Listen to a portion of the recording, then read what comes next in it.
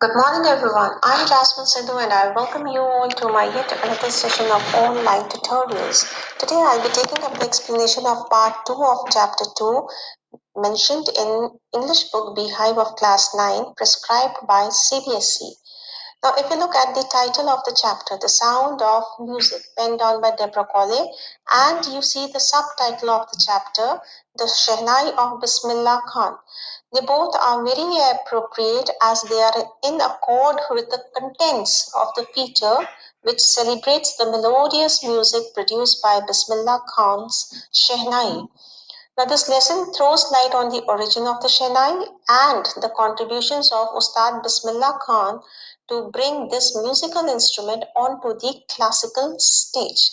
Now, let me give you a brief outline of the chapter. Now, in this chapter, Ustad Bismillah Khan has been portrayed as India's most revered Shehnai maestro, a devout patriot and a liberal human being. The author brings to light Bismillah Khan's patriotic devotion to India and his deep love for the Ganga in Benares and the estate of Dumrao in Bihar.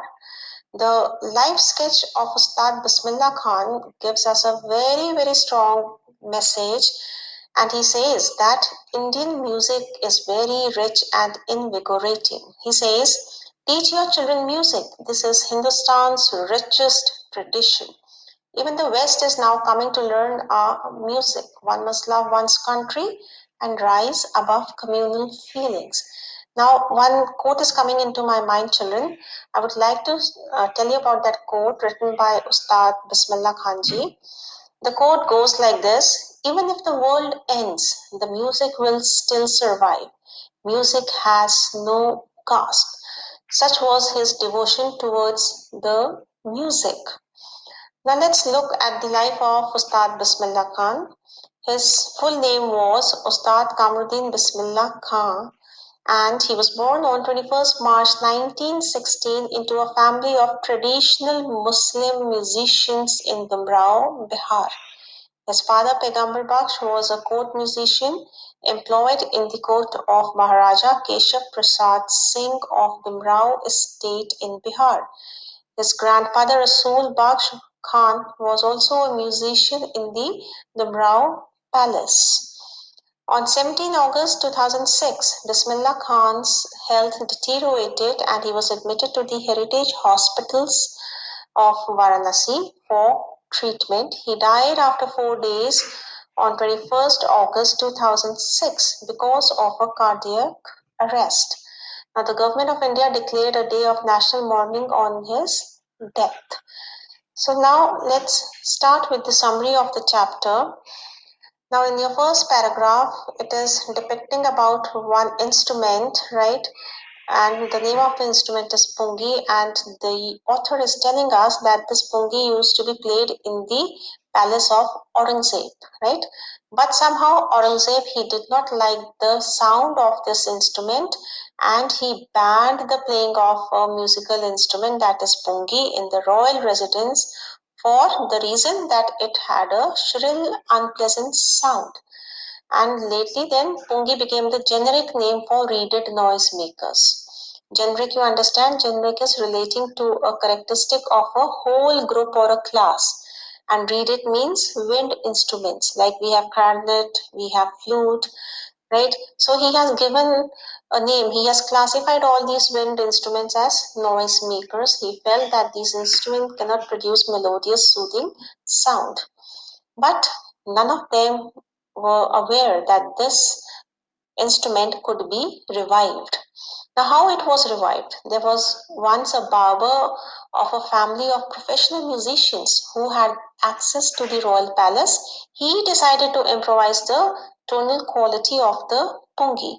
And now, for improvising it, what he did, he chose a pipe with a natural hollow stem. Hollow means empty from inside, and this was little longer and broader than pungi, and he made 7 holes on the body of that pipe.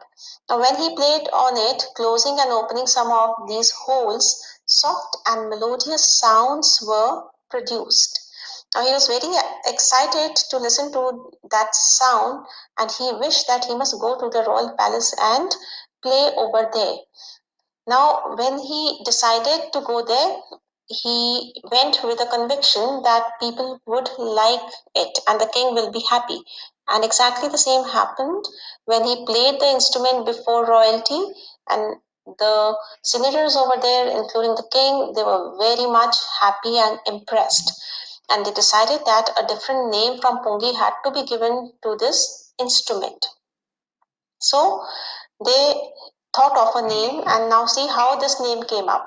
Since it was first played in the Shah's chambers and was played by a Nai, Nai means barber, so the instrument got the name Shehnai. The first half is from Shah's chamber, and second half is Nai was playing it, so Shehnai. This is the origin of this instrument. Then the sound of the Shehnai began to be considered auspicious, and for this reason, even in today's world, this Shehnai it's played in temples and it is an indispensable component of any Indian wedding. Right? In the past, Shehnai used to be a part of Naubat. Naubat is, the assemble of 9 instruments which are found at the royal courts, right? So that was the status of this instrument. The status currently, as I have told you, that even in today's world, the marriages are not accomplished without the playing of Shehnai. It's considered to be auspicious, right? And during the time of the kings, that time also Shehnai enjoyed a special, place in the Naubat. That is, it was among those 9 instruments which were found at the royal palace, and the credit for bringing this instrument onto the classical stage that goes to but obvious Ustad Bismillah Khan. Now let's look at the life of Bismillah Khan, how he started getting into this music. Now the author over here says that this young boy took to music very early in his life, and at the age of 3, when his mother took him to his maternal uncle's house in Benares. Benares is now called Varanasi. So Bismillah, was fascinated watching his uncles practice the Shehnai. Right, all his uncles over there on maternal side, they used to practice this instrument. As I told you that he was born in the family of musicians. Right, so soon Bismillah Khan he started accompanying his uncle Ali Baksh to the Vishnu temple of Benares, where Ali Baksh was employed to play the Shehnai. Right, so he started going with his uncle, and over there his uncle used to play the Shehnai, and he used to sit captivated for hours. Captivated means just engrossed, mesmerized, listening to the music produced by Shehnai for hours, right? And slowly he started getting lessons in playing the instrument. Now at the age of 5, he was a young boy. He had interest in the sport gilli danda. Right, he used to play this sport in his estate of Dumrao in Bihar, and he would regularly go to the nearby Bihariji temple to sing the Bhojpuri Chaita. And why he used to sing there? Because by the end of his recital, he used to get a big laddu weighing 1.25 kg as a prize by the local Maharaja. He used to love to have that laddu after his, singing the Bhojpuri Chaita. And then that is how the story actually started. His journey actually started, and for years to come, the temple of Balaji and Manglamaya and the banks of River Ganga became this young apprentice's favorite haunts where he could practice in solitude. Solitude means alone, he could sit there for hours and he used to practice over there. And the flowing waters of Ganga inspired him rather. He was inspired by the flowing waters, and he used to, improvise, invent, reinvent his rags, and which were world widely recognized. Now, how he becomes famous, this is covered in the second half of the lesson. We'll see that how he came into fame, and then we'll talk about his national and international award list, right? Firstly, we'll start his journey from the age of 14 years, when once he accompanied his uncle to Allahabad Music Conference. Over there, when he finished his recital, there was one person named Ustad Fayaz Khan, he walked up to him and he patted the young boy's back and said, "Work hard and you shall make it." As we know, practice makes a man perfect, right? And hard work never goes waste. So this is what he told to this young boy, that you have a long way to go. So keep on working hard, keep on practicing, and you will soon be able to make a name for yourself in the world of music, right? And eventually that break came in Bismillah Khan's life, and that break was the opening of All India Radio in Lucknow in 1938, right? And when this radio station was opened, he became an often heard Shehnai player on the radio. He was being recognized all over for his Shehnai playing the Shehnai. So when India gained independence on 15 August 1947, Bismillah Khan became the first Indian to greet the nation with his Shehnai. Such a personality he was, right? And he poured out Rag Kafi from the Red Fort to the audience, and the audience included Pandit Jawaharlal Nehru, who later gave his famous speech, Tryst with Destiny. If you Google it out and listen to this speech, this is one of the best speech, and it gives you goosebumps the way Pandit Jawaharlal Nehru has addressed the people on the Independence Day. Then the stanzas talk about his international and national popularity. Now we'll first see about his international awards. Now the author over here is telling us about his first trip, and that was to Afghanistan, where King Zahir Shah, he was so impressed by this master that he gifted him priceless Persian carpets and many other souvenirs. It was just as a remembrance of, love, a token of love, that he was so much impressed by his performance. Then Bismillah Khan, he became the first Indian to be invited to perform at the prestigious Lincoln Center Hall in the United States of America. Then he also took part in the World Exposition in Montreal, in the Cannes Art Festival, and in the Osaka Trade Fair. And then there is one auditorium also in Tehran. Tehran is in Iran, and you can still find an auditorium named after his name. That is Tahir Mosiki Ustad Bismillah Khan. This is the name of the auditorium over there. So you can see how much popularity he had gained. Now, if we talk about the national awards, the national awards includes Padma Shri, the Padma Bhushan, and the Padma Vibhushan. All these, prestigious awards have been conferred on him. And eventually, in 2001, Ustad Bismillah Khan was awarded India's highest civilian award, the Bharat Ratna, right? So these were his national achievements. Now let's give a glimpse to his career in movies.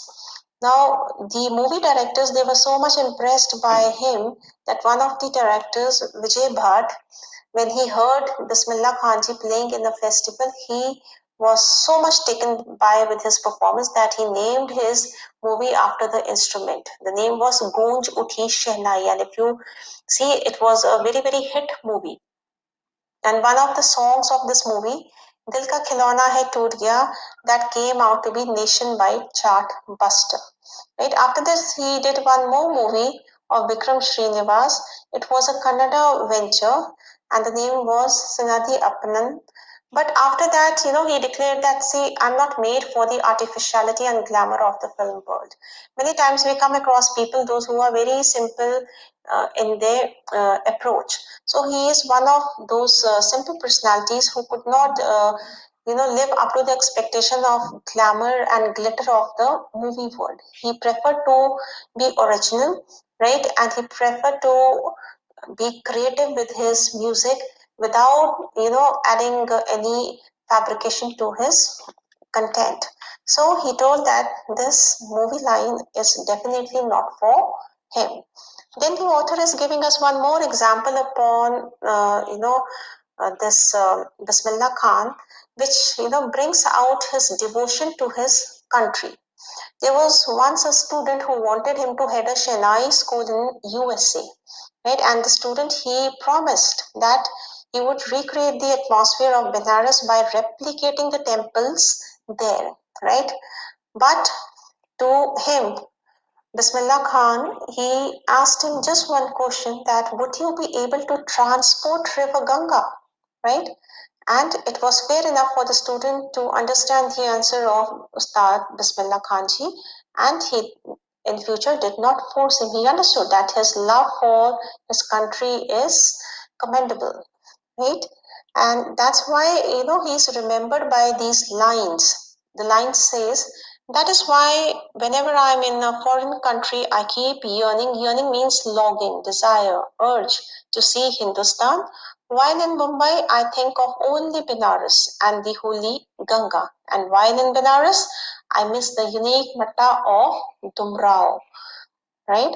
Thus, the life of this legendary musician is an example of the rich cultural heritage of India that respects talent irrespective of the religion of the artist. And why we can say that? Because we can see this devout Muslim, right? He belonged to a Muslim families, right?